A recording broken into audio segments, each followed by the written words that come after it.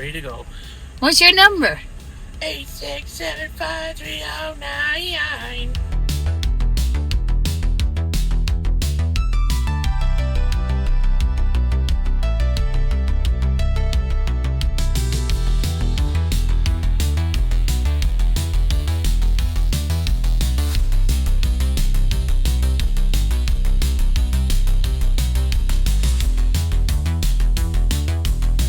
This time around, I pulled up to 2 different events across 2 days.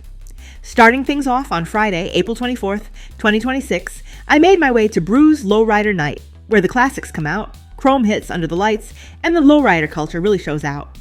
From car clubs to solo riders, it was all about clean builds, community, and cruising vibes. Then on Saturday, May 2nd, I switched it up and headed over to the Cardin Conejo School Car Show. A completely different scene, bringing together families, vendors, and a wide mix of cars in a daytime setting. 2 days, 2 different vibes, but all part of the same car culture.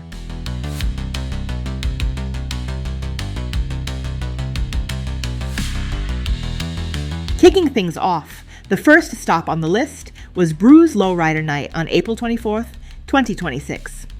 Held at Brew's Sports and Grill in Canoga Park, this monthly meet brings together the lowrider community every last Friday of the month.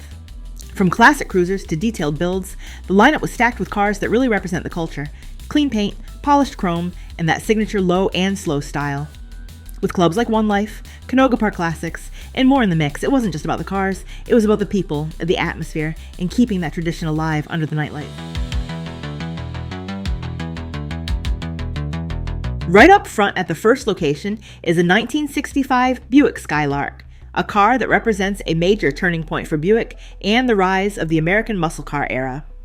Originally, the Skylark started out in the early 60s as more of a premium trim, but by 1964, it became its own standalone model built on General Motors' new A-body platform. The same foundation shared with cars like the Chevelle and GTO. That shift gave Buick the opportunity to blend comfort with performance in a way they hadn't before. Then in 1965, everything changed. Buick introduced the Grand Sport package, quietly stepping into the muscle car wars. Under GM's internal rules, engines were supposed to stay under 400 cubic inches, but Buick got around that by dropping in a 401 cubic inch V8, marketing it simply as a 400. That engine delivered serious torque, making the Skylark GS one of the most underrated performers of its time.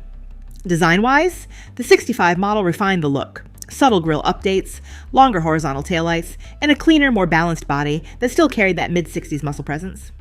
It was also the first year the Skylark lineup expanded even further, including more body styles to reach a wider audience. And today, builds like this, with the custom bronze and gold paint, polished chrome, and that TAVI 65 California plate, keep that legacy alive. It's not just a classic, it's a piece of the moment when Buick proved it could do both luxury and raw performance.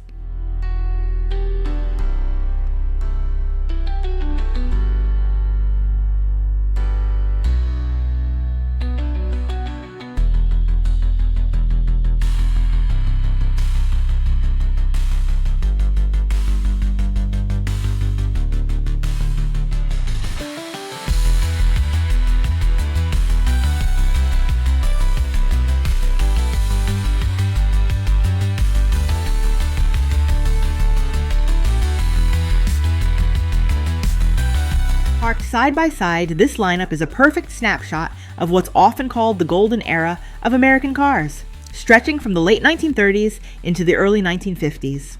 On the left, you've got a 1938 Buick Special, instantly recognizable by its tall, vertical grille and Art Deco styling, a time when cars were designed to feel bold, elegant, and almost architectural. In the center, a 1953 Oldsmobile shows how design began to evolve after World War II. Smoother lines, more integrated fenders, and a shift toward that long, flowing ponton look. And on the right, a late 40s Chevrolet, carrying that same post-war identity with chrome-heavy details, rounded bodywork, and that unmistakable American presence. What ties all of these together is the design language: wide white wall tires, heavy chrome accents, and those curved, sculpted shapes that defined an era where cars weren't just transportation. They were statements. Today, within lowrider culture, these are known as bomb or viejitos, kept true to their original style while sitting lower, longer, and cleaner than ever. It's not just a lineup of cars, it's a timeline of American automotive design, still cruising decades later.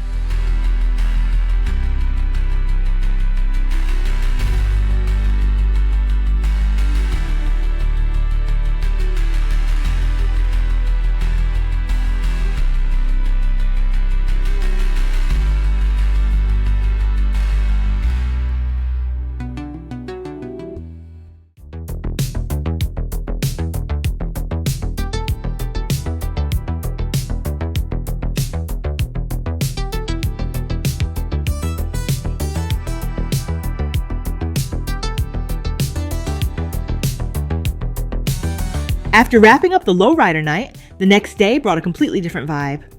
This was the second car meet I checked out, the Carden Conejo School Car Show on Saturday, May 2nd. Unlike the nighttime cruise atmosphere from the night before, this one was all about a daytime, community-focused setting. Families out, vendors set up, music playing, and a wide range of cars filling the lot. From classics to modern builds, it wasn't just about one style. It was a mix of everything, bringing together different parts of the car scene in one space. Same passion, just a completely different energy.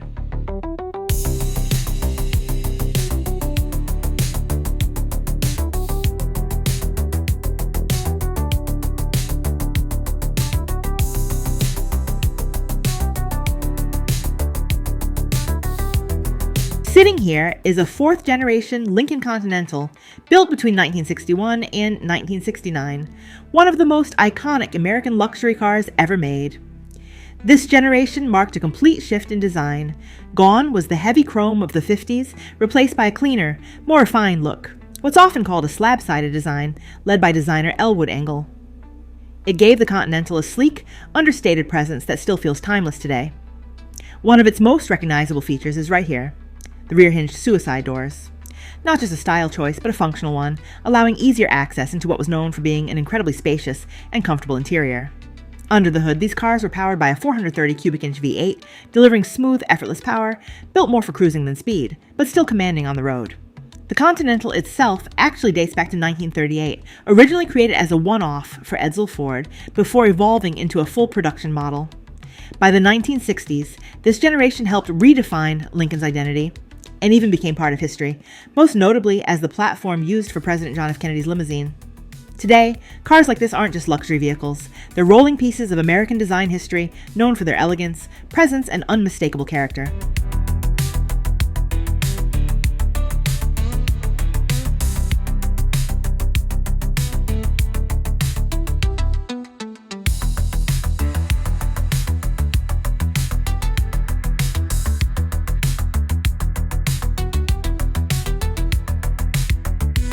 Right here, we're looking at a 1969 Ford Mustang Boss 302, one of the most iconic muscle cars ever built, and a machine born straight from racing. This car wasn't just made for the streets.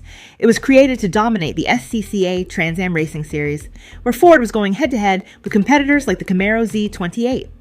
To compete, Ford had to build street versions, making this what's known as a homologation car. The Boss 302 was designed by Larry Shinoda, who gave it a more aggressive, purpose-built look, removing fake scoops and adding real performance-focused details. Even the name Boss came from Shinoda himself, referring to it as the boss's car. Under the hood sits a high-revving 302 cubic inch V8, officially rated at 290 horsepower, but widely known to produce more. Paired with a 4-speed manual, this car was built to be driven hard, not just shown off. Visually, it stands out with its blacked-out hood, bold side stripes, and low, aggressive stance, a design that perfectly matches its racing DNA. Only about 1,600 units were produced in 1969, making it rare. But its legacy goes even further. By 1970, the Boss 302 helped Ford win the Trans Am Championship, cementing its place in muscle car history. This isn't just a Mustang, it's a race car with license plates.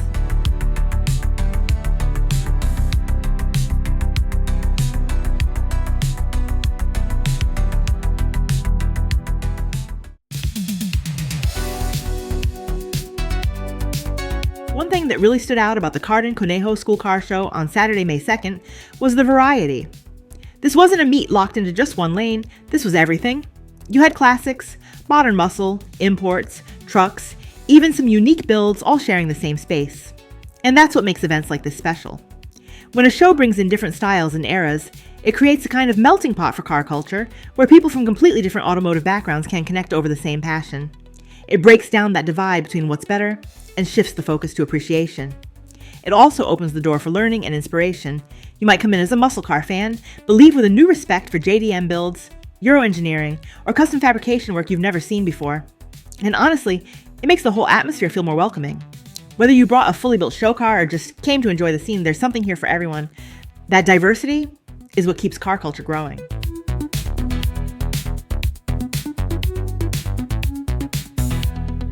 Wrapping it all up, both of these meets brought something completely different to the table, but that's what made the experience worth it. Starting with Brew's Lowrider Night on April 24th, that was all about culture, style, and tradition, the kind of event where every detail matters. and every car tells a story rooted in history and community. Then shifting over to the Carden Conejo School Car Show on May 2nd, the energy changed. It became more of a mixed scene, with a wide range of builds coming together in one space, showing just how broad and diverse car culture really is. From low and slow, to loud and fast, to everything in between, this weekend really highlighted how many different ways people connect with cars. At the end of the day, it's not about the category, it's about the passion behind it, and that's what keeps the scene alive.